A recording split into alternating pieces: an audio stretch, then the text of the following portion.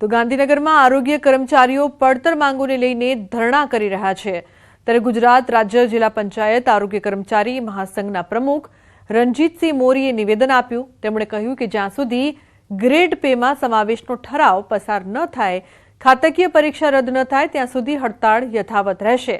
અમે આ પહેલા પણ સીએમને આવેદનપત્ર આપવા આવ્યા હતા, તે સમયે અમારી અટકાયત કરાઈ હતી। અમે શાંતિપૂર્વક આંદોલન કરી રહ્યા છીએ। અમારી માંગ નહીં સંતોષાય ત્યાં સુધી અમારી શાંતિપૂર્વકની અચોક્કસ મુદ્દતની હડતાળ યથાવત રહેશે।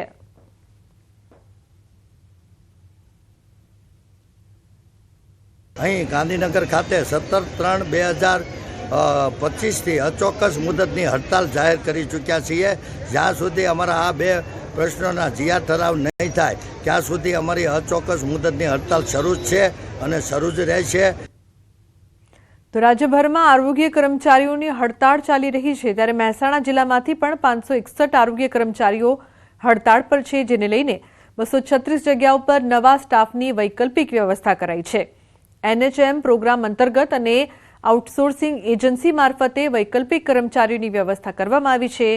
વૈકલ્પિક સ્ટાફ દ્વારા માતા અને બાળક સંભાળ, ટીબી અને મલેરિયા જેવા રોગોને લગતી આવશ્યક સેવાઓ પૂરી પાડવામાં આવી રહી છે।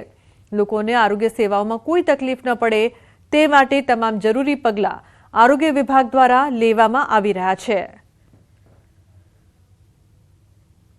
એ બધો સ્ટાફ થઈને ટોટલ લગભગ 236 જેવો જે સ્ટાફ છે, એટલે ઓલ્ટરનેટ વ્યવસ્થા અમે આ રીતની કરેલી છે। એટલે આ જે પણ માતા અને બાળકને લગતી જે પણ કંઈ કામગીરી છે, અથવા તો ટીબી મેલેરિયા રોગચાળાને લગતી જે પણ કંઈ કામગીરી છે, એ કામગીરી અમે આ ઓલ્ટરનેટ કર્મચારીઓ દ્વારા કરાય છે। હાલ રાબેતા મુજબ બધી કામગીરી ચાલુ છે।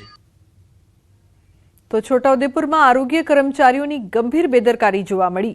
બોડેલીના તાડકાછલા પ્રાથમિક આરોગ્ય કેન્દ્રની એક્સપાયરી ડેટની ટેબ્લેટનો જથ્થો ખુલ્લામાં ફેંકવામાં આવ્યો।